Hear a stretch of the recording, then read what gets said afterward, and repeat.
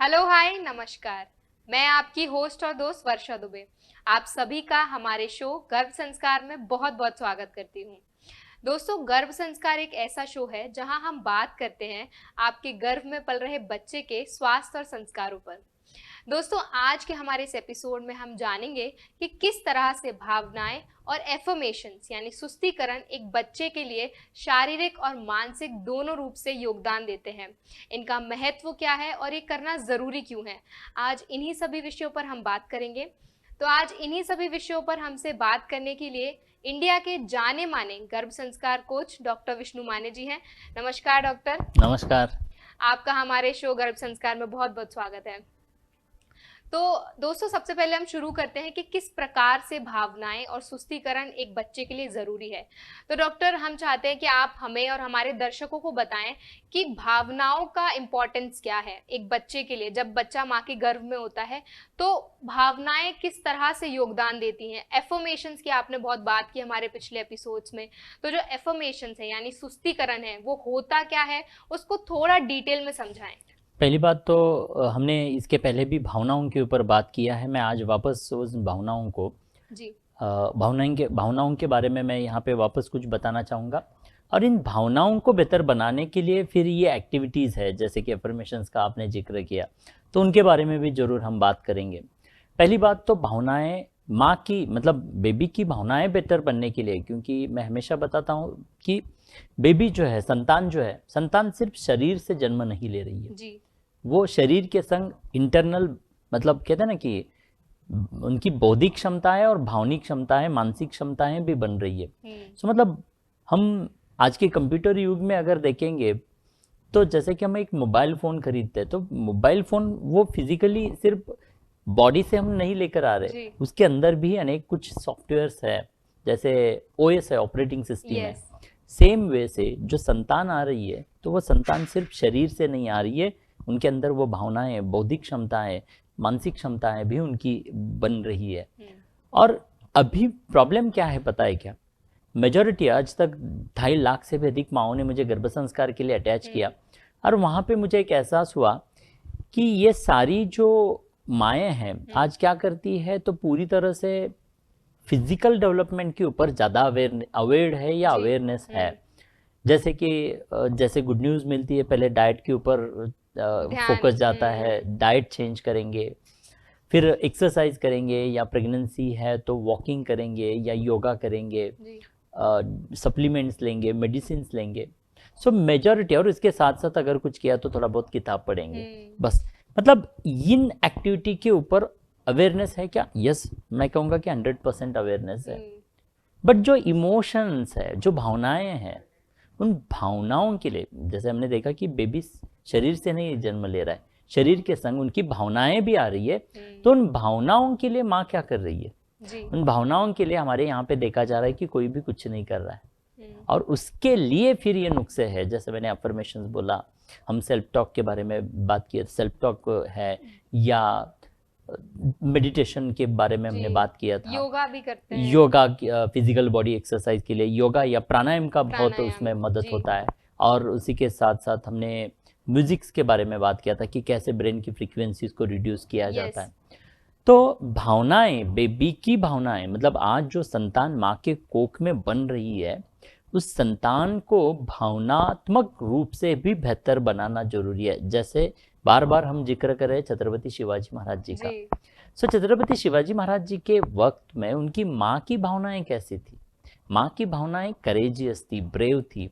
उनको हिंदवी स्वराज्य निर्माण करने के लिए संतान चाहिए थी, और उस वजह से माँ पूरे 9 महीने 9 दिन कैसे रही है? करेजियस रही है। एक राजा मतलब एक राजा बनना है, मेरी जो संतान है उनको हिंदवी स्वराज्य निर्माण करने के लिए आना है, तो उनके अंदर जो गुण, जो क्वालिटी चाहिए, करेज चाहिए, तो वैसी माँ रही है। माँ ने वैसा जर्नी अपने आप जिया है।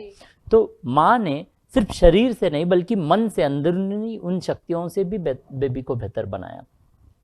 तो आज जितने भी दर्शक हमें सुन रहे, उनको वापस मैं बताना चाहता हूँ कि ये भावनाएं बहुत मैटर करती है। माँ भावनाओं से अच्छी बनी रहेगी, जैसे डाइट अच्छा लेकर, एक्सरसाइज अच्छा लेकर शारीरिक रूप से माँ अच्छी रहती है, वैसे ही मानसिक, बौद्धिक और भावनिक रूप से भी हर माँ ने बेहतर रहना जरूरी चाहिए। है। और ये बेहतर रहने के लिए फिर ये सारी एक्टिविटीज आती है, जैसे आपने अफर्मेशन का जिक्र किया जी। कि अफर्मेशंस या सेल्फ टॉक, उन दोनों के बारे में हम बात करेंगे। अफर्मेशंस यानी क्या है कि आप अगर खाली बैठे हैं तो क्या दिमाग खाली होता है? नहीं, बिल्कुल कुछ नहीं। ना कुछ अंदर चल ही रहा है। रहता है। सो जो चल रहा है वो पोषक है, अच्छा है, या मतलब खराब है, दैट वी डोंट नो। आप दिमाग खाली है, अंदर कुछ ना कुछ सोच रहे हैं। प्रेगनेंसी के दौरान तो हार्मोनल इम्बैलेंस की वजह से कई बार नेगेटिविटीज, कुछ फियर्स है, लेबर पेन का फियर है, मिसकैरेज का फियर है। मन में वो स्त्री अगर लेकर बैठी है कि कहीं मेरा बेबी को कुछ तकलीफ तो नहीं होगा, कुछ प्रॉब्लम तो नहीं होगा, कहीं मिसकैरेज तो नहीं होगा, तो ये माँ अगर मन में इस तरह के विचार लेकर बैठी है, भावनाएं स्कैरी है, वो डर रही है अंदर से, सो वो करेजियस है क्या? नहीं है, उसके विपरीत है। तो ऐसे अगर भावनाएं उस माँ की बनी रहेगी तो सेम भावनाएं उस बेबी को ट्रांसफर होने वाली है जी।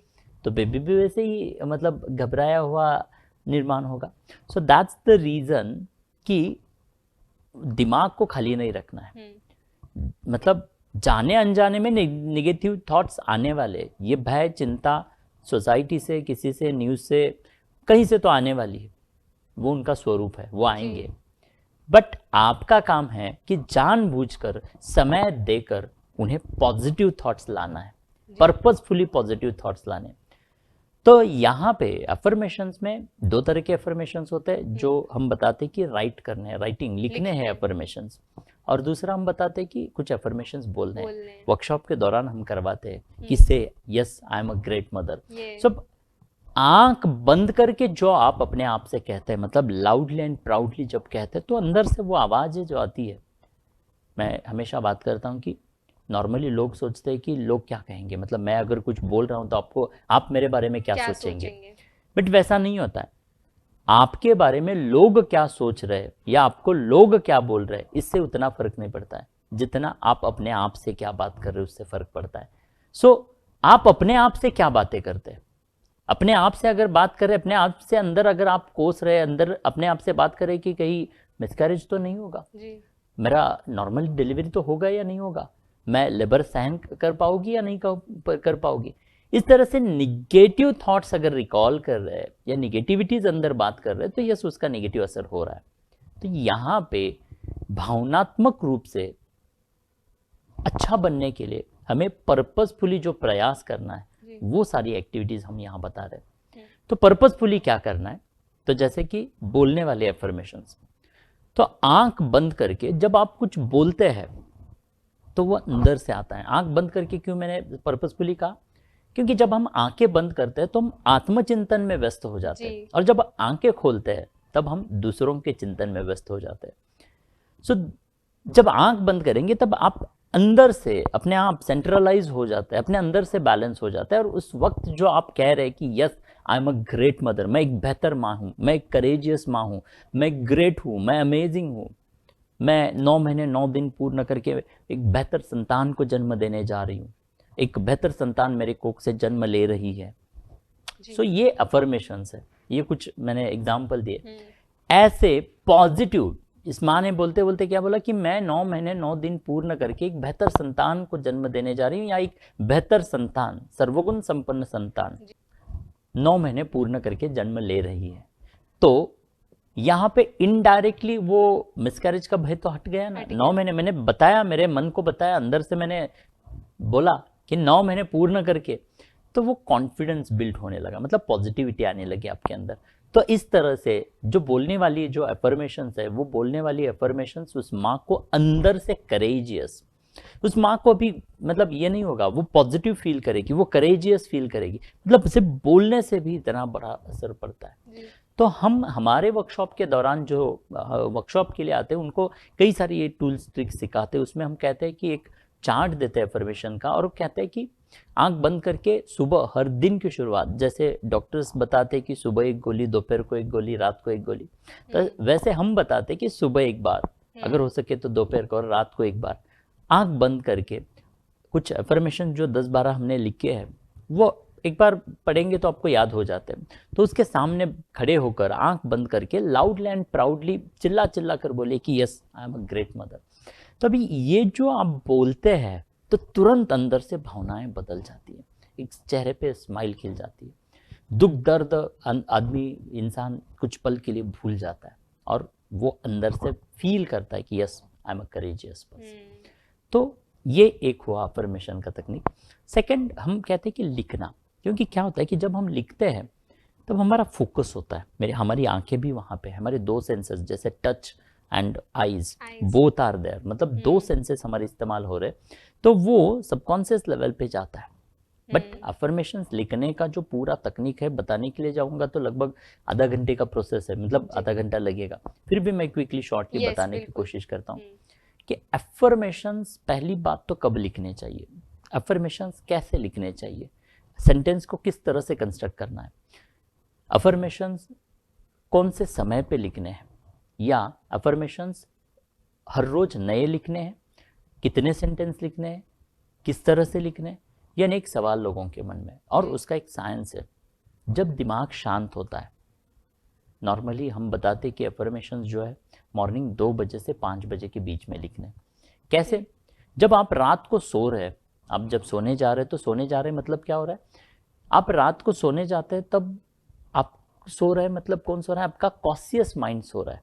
सबकॉन्शियस माइंड यानी अंदरूनी सिस्टम को चलाने जो चला रहा है, जो प्रोग्राम है, ओएस है, अंदर चल रहा है। जब तक आप जीवित है तब तक अंदर वो चल रहा है, वो तो अंदर जागृत अवस्था में।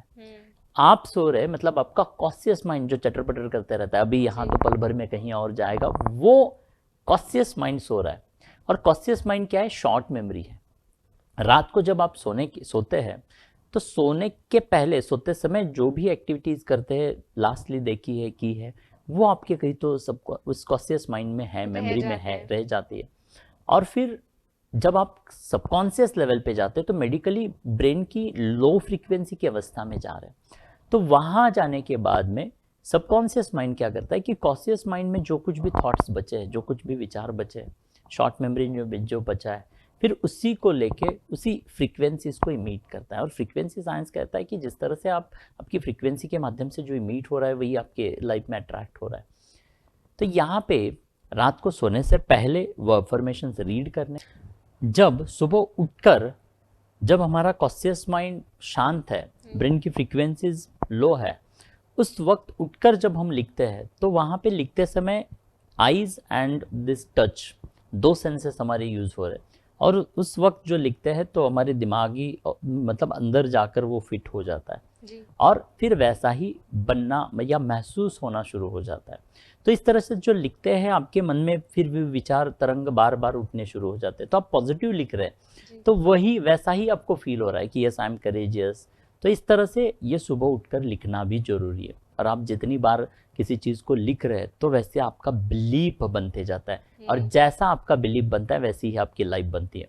तो हमने अनेक ऐसे उदाहरण देखे एफर्मेशन राइटिंग का जो तकनीक है उसकी वजह से माओं के फिजिकल हेल्थ में बहुत अच्छा परिणाम हमने देखा है। मतलब अंदर से वो भय, वो चिंता है, वो डर अगर गायब हो रहा है तो ऑटोमेटिकली वो माँ शारीरिक रूप से भी अच्छी बन रही है। क्योंकि कई बार देखते हैं ना कि हम अच्छा फूड तो ले रहे बट मन से ही स्वस्थ नहीं है जी। लिया हुआ शरीर को लग ही नहीं रहा है, अंदर जा ही नहीं रहा है, मतलब मन से अंदर से वो गिव अप किया हुआ है। तो बाहर से फूड लेकर भी नहीं होगा, मेडिसिन लेकर भी उन मेडिसिन का असर भी, दवाइयों का असर भी नहीं हो रहा है। दैट्स द रीजन कि ये एफर्मेशन लिखेंगे तो शारीरिक और मानसिक दोनों रूप से आप मजबूत बन पाएंगे। शरीर भी जैसे मन सुंदर बनेगा तो शरीर भी बहुत अपने आप सुंदर बनेगा। तो अंदर से मन और उन भावनाओं को सुंदर बनाने के लिए ये अफर्मेशन राइटिंग का तकनीक इस्तेमाल करना चाहिए। हमारे कम्युनिटी में जीएससी गर्भ संस्कार के लिए जुड़ी हुई ऑलमोस्ट ऑल सारी माएँ इस तरह के तकनीक्स को पूरी तरह से करती है। और आपने ये भी सवाल किया था कि क्या ये सिर्फ प्रेगनेंसी के दौरान ही करना चाहिए? नहीं, प्रेगनेंसी के दौरान भी कर सकते हैं, इवन लाइफ टाइम कर सकते हैं। आपको लाइफ टाइम अंदर से मन से अगर बेहतर बने रहना है तो ये affirmations speaking as well as affirmations writing जो है आपने करना जरूरी है। उससे हार्म तो कुछ नहीं होगा, आप जानबूझकर पर्पसफुली अपने इस माइंड में पॉजिटिव थॉट ला रहे, दैट्स द रीजन। सो आपने ये पॉजिटिविटी ऐसे इस तरह से बोनी है, ऑटोमेटिकली उसका बेनिफिट्स आपको आपके जीवन में देखने के लिए मिलेगा। जी बिल्कुल डॉक्टर। दोस्तों, यदि गर्भ संस्कार या गर्भ संस्कार से संबंधित कोई भी सवाल आपके मन में है, यदि कोई प्रश्न आप पूछना चाहते हैं, तो हमारे स्क्रीन पर दिए गए कॉन्टैक्ट डिटेल्स पर संपर्क कर सकते हैं। डॉक्टर, अभी आपने बताया कि किस तरह से अफर्मेशंस करे जा सकते हैं, जो उनको काफ़ी, आई थिंक जो ट्रिक्स आपने बताई, जो तरीके आपने बताए, हमारे दर्शकों को बहुत ज़्यादा मदद करेंगे और वो एक बेहतर संतान इस दुनिया में ला पाएंगे। Exactly. तो डॉक्टर, आजकल की जो माएँ हैं वो काम करती हैं, जॉब पे जाती हैं, आईटी इंडस्ट्रीज़ में काम करती हैं, मीडिया इंडस्ट्रीज़ में काम करती हैं, तो उनकी जो जीवन शैली है वो बहुत अलग अलग सेक्टर्स में डिवाइडेड है। तो ऑल द टाइम उनके दिमाग में, उनके मन में बहुत सारे विचार चलते हैं, वर्कलोड होता है, वर्क स्ट्रेस होता है। तो आप जैसे बोलते हो ना कि बिजी रहना बहुत ज़रूरी है, वो बिजी तो हैं, यहाँ पे भी वो बिजी हैं, किस तरह का बिजी रहना उनके लिए ज़रूरी है? क्योंकि यहाँ भी वो अपनी एनर्जी दे रही हैं। अब आप जो बात कर रहे हो कि गर्भ संस्कार में एक पॉजिटिवली, एक सकारात्मक तरीके की आपकी जो व्यस्तता है वो बहुत ज़रूरी है, तो उसको थोड़ा और डिटेल में समझाएं। मैं कहूँगा बहुत अच्छा प्रश्न है ये, क्योंकि पॉजिटिविटी मतलब बिजी तो है जी, बट बिजी किस लिए है, मतलब आपका फोकस कहाँ पे? जी, आप बिजी है, सुबह से लेके आए, एग्री की हर जो महिलाएं हैं, आज की जो स्त्री है वो बहुत काम कर रही है, मतलब जैसे सुबह से लेके खुद की जिम्मेदारी, पति की जिम्मेदारी, ऑफिस की जिम्मेदारी, और इन सारी जिम्मेदारियों में वो बिजी है जी, तो वो बिजी इन सारे, मतलब उसका फोकस अभी कहाँ पे? ऑफिस, वो पहले टास्क, पति, घर, इसके ऊपर फोकस है। बेबी का फोकस इसमें कहाँ पे है? हमने देखा कि इन सारी जिम्मेदारियों को संभालते संभालते ये जो स्त्री है सुबह से लेके रात तक, शाम तक कई बार भूल जाती है कि मेरी कोख में संतान भी है। तो आपका फोकस संतान के ऊपर है ही नहीं है, तो उसका फायदा आपके संतान को कैसे होगा? फिर वो love and connection, caring and attachment जो हम कहते हैं, माँ की इमोशनल अटैचमेंट, माँ की उस बेबी के संग, वो कैसे हो पाएगी? यहाँ पे मैं एक उदाहरण देना चाहूँगा कि हमारे मतलब 40-45 साल पहले का अगर दौर आप देखेंगे तो उस समय पे जो माएँ रहती थी वो वर्किंग नहीं थी, वो ऐसे बिजी, मतलब ऑफिशियल वर्क के लिए बिजी नहीं थी।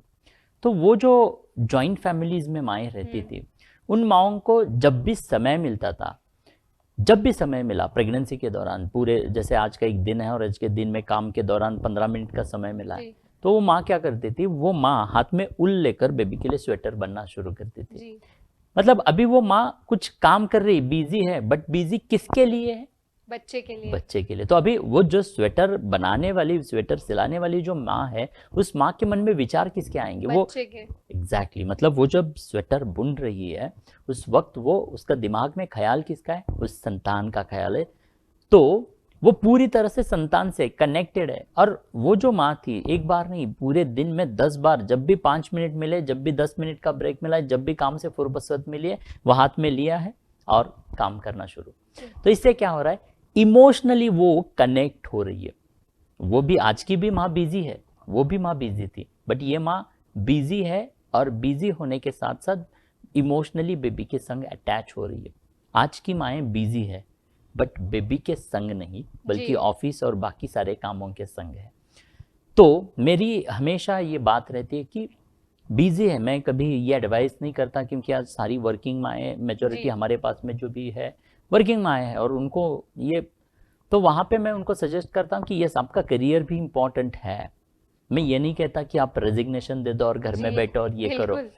मेरा बताना होता है कि जो नॉन वैल्यू एडेड वर्क है, जैसे कि घर में आके झाड़ू पोछा लगाना है, बर्तन धोने हैं या खाना पकाना है, ऐसे काम जो आप डेलीगेट कर सकते हैं, आपको नौकरी छोड़ने की जरूरत नहीं है। आप जो काम डेलीगेट कर सकते हैं, उन कामों को किसी एक मेड को, किसी एक काम वाली को 4 पैसे देकर, आपके ऐसे जो काम है झाड़ू पोछा लगाना, तो वो काम आप उसको डेलीगेट कर सकते हैं, और वो जो समय आपके पास में बचा है वो समय पूरी तरह से संतान को देना है। तो इस तरह से संतान के ऊपर फोकस करके बिजी होना जरूरी है।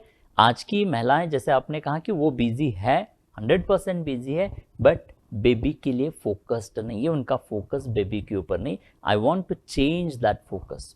और इस तरह से आपके कुछ काम जो है वो इधर उधर किसी को डेलीगेट करके आप आपकी प्रायोरिटी बेबी को देकर एटलीस्ट 90 मिनट उस बेबी के लिए काम करना चाहिए। जो अलग अलग एक्टिविटीज हमने बात की, जैसे अफर्मेशंस है, म्यूजिक है, अनेक टॉपिक मैंने बताए, तो वो सारी एक्टिविटीज के लिए माओ ने बिजी बनना है, बेबी के लिए बेबी बिजी बनना है, ना कि बाकी काम के लिए, पैसों के लिए बिजी नहीं बनना है। जी बिल्कुल। तो डॉक्टर, आज आपने हमें और हमारे दर्शकों को इतने डिटेल में समझाया कि एफर्मेशन ज़रूरी क्यों हैं, किस तरह से वो एफर्मेशंस को कर सकते हैं, और भावनाओं का क्या रोल होता है एक बच्चे के जन्म लेने में, एक बच्चे के लिए सकारात्मक माहौल बनाने में। उसके लिए आपका बहुत बहुत धन्यवाद। धन्यवाद दोस्तों, हम आशा करते हैं कि हमारा आज का एपिसोड आपको बेहद पसंद आया हो, और जो जानकारी आज हमारे डॉक्टर ने आपके साथ शेयर की, वो सारी जानकारी आपके बहुत काम आए। आप उनको अपनी पर्सनल ज़िंदगी में ज़रूर यूज़ करें, और जो एफर्मेशंस डॉक्टर ने शेयर किए उनको भी आप ज़रूर ट्राई करें। तो दोस्तों, अब वक्त हो चला है आपसे विदा लेने का। हम आपको फिर मिलेंगे हमारे अगले एपिसोड में। तब तक के लिए अपना ख्याल रखिए, स्वस्थ रहिए और हमसे जुड़े रहिए BVG टीवी पर। धन्यवाद।